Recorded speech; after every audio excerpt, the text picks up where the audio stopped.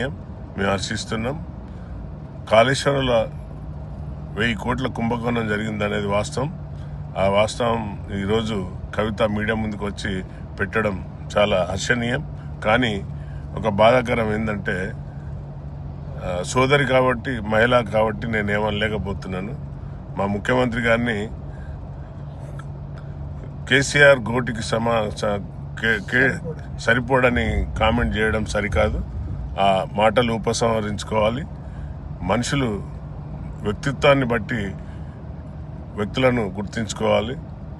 ఈరోజు తెలంగాణ యావత్ ప్రజలు రేవంత్ గారిని మా ముఖ్యమంత్రిగా చూడాలనుకున్నారు.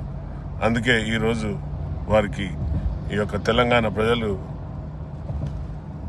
రాజ్యాన్ని అప్పగించినందుకే ఈరోజు నిజాలు నిస్సగ్గుగా నిజాన్ని బయట తీసిన ఘోష్ కమిషన్కు